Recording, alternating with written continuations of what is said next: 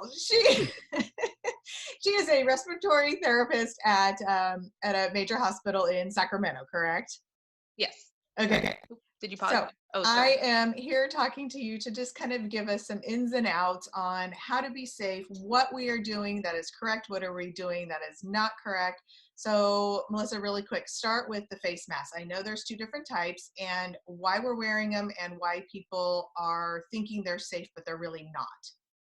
So the two different types of masks are the surgical mask and then the N95 particulate mask. The surgical mask is made to protect the environment from you. It's not made to protect you from anything. There are gaps around it. It's not a fully sealed mask. The N95 is made to protect us from the environment when we wear it.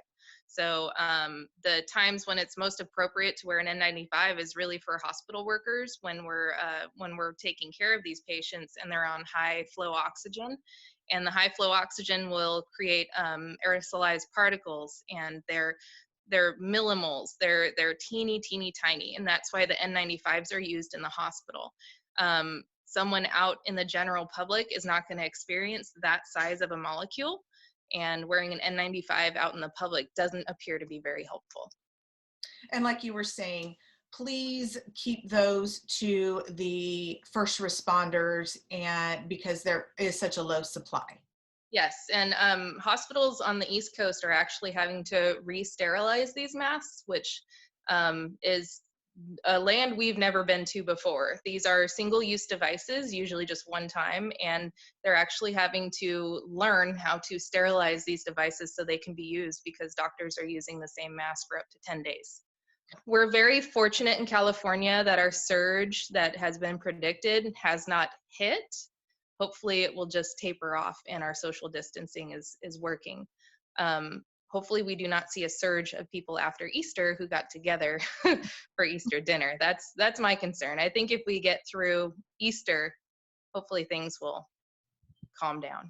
And if you've seen that kind of firsthand, I know you will see it maybe this week, but have you kind of seen things taper down a little bit from people really actually taking this seriously?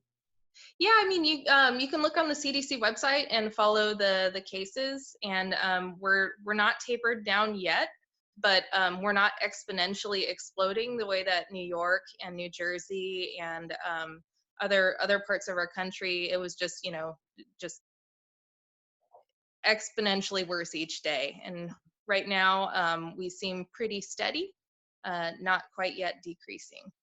Not yet decreasing. Okay. I believe so. I didn't check this morning, but yesterday we were still having, more deaths overnight. Okay. All right. And one of the questions that I was curious about, I see people in cars. They're by themselves, they're driving, and they have the masks on. Is that necessary? When you're in a car and you're by yourself, you're rebreathing recirculated air through your air conditioner. It's really not helpful. Any particles would be your own. It wouldn't be doing anything to prevent you from anything. I mean, maybe your air will smell a little cleaner. But there are also people that I see driving with their windows down and their mask on. And the odds of encountering spray from someone else sneezing or coughing, because that's what we experience in the real world, the odds of that particle still being airborne by the time you drive through and occupy the same place is very, very low. The N95s in the hospital are because particles stay airborne for hours when they're under high pressure. And that has to do with our oxygen equipment. And then the average person, if they sneeze or they cough, it is still a high pressure with smaller particles, but it's nothing compared to what we see in the hospital. So that's the surgical masks are doing more to remind us not to touch our face, and doing more to make us feel better. But it's really their function is to protect other people right now. And if you're going to wear a mask and make yourself feel better about your surroundings, wear glasses, right? Because a sneeze can get into your eyes just as well as it can get into your nose or your mouth. Yes, in the hospital, our standard precautions for a COVID patient is wearing eye protection and a respirator. So different forms of that for each hospital, but at least wearing glasses, or if you're outside, wear your sunglasses. That is better than nothing. Eye protection isn't really being talked about that much.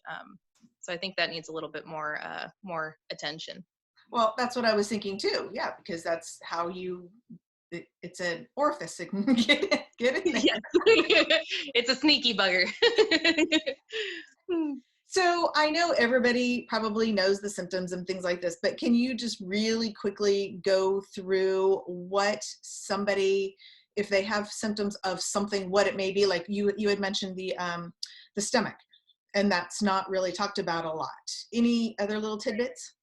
Well, about 10% of patients that end up being positive and critically ill have GI upset. They have diarrhea, nausea, not so much vomiting, but it's mostly, mostly diarrhea and GI upset. So there are other ways that it will show up in other patients that aren't the typical presentation. So case by case, just be careful. Wash your hands. Another thing is the people who are wearing gloves, going to the grocery store. They put their gloves on. They walk into the store. They put everything in their cart. They're very judicious. They're wiping down the cart, but they're touching everything with those gloves. And then when they go to check out, they keep those gloves on. They dig into their purse for their ID, their debit card. They check out. Then they put the ID and everything back in their purse. And then they grab their keys out of their purse and then go to the car and then take off the gloves. So there's a lot of cross-contamination that's happening that you generally aren't, I mean, we're not used to thinking this way. So any effort is a good effort, but we got to learn how to do it right. So when you wash your hands, wash your keys, wash your debit card, wash your sunglasses, just wash everything that you are around constantly. Yes. And when things are being washed, when you're using like a spray disinfectant, read the side of the bottle to see how long that surface needs to stay saturated, because a quick spray for my disinfectant, which I use the Pledge antibacterial, it says to leave saturated for 3 minutes. That's a long time. Yeah. So just read your bottle. Make sure if you're doing it, you may as well do it right. So just read it, and we're all doing the best we can. And again, if you feel like you have symptoms, they don't want you to come in. You do a No. phone interview or a video interview with your doctor, correct? Yes, phone interview. And another good tool for anyone who has a smartphone that has an infrared sensor on there, there are pulse oximeter apps that you can download and you can install on your phone. And a pulse oximeter can give you a number to match your shortness of breath to. So you would need to ask your doctor what the range they would want you to be in to come see a physician in person. But this is something I've heard from I've heard that patients were being told this from their doctors, is to check their oxygen level. You just put your finger on the sensor on your phone. It'll read what percentage of oxygen is in your blood. And if it goes lower than what the doctor says, then it's a good indicator to go to the hospital. That's a great tip. Then going to the hospital, we're seeing the crazy, what they do to test for you. They go up through the nose, and does it really go back down into your throat? And why does it need to do that? That's what I've heard. I haven't seen it in person. I'm usually off running around somewhere else while the nurses are doing the swabs. And generally, when our patients come into the hospital, they're triaged in a tent outside right now. So they have a big triage tent. So if anyone is experiencing any sort of symptoms, they go to that tent so that they're not going to contaminate the ER. So I am very, very far away from the testing. Okay, so you haven't seen it firsthand. No, usually it's almost always the nurse who does it, and it's one of the first things they do when they get a sick patient in. Okay, so you really don't know anything about it, how invasive it really is? Oh, I know that it is very uncomfortable, and honestly, I have to wonder how many of our tests were, false negatives by people being nice while testing with that swab, and not, not being aggressive. all of our swabs are not very nice. They go all the way to the back of the nares, right, and it's supposed to make a little angle there, your oropharynx goes like that, but you're digging in there with a straight swab, so it's pretty aggressive. But to get a good sample, better to do it once instead of twice and days later. Exactly. Okay. Thank you so much for taking the time to be with me today. You're welcome. Is there I hope anything it's good else you info. want the public to know? Wash your hands. That's it.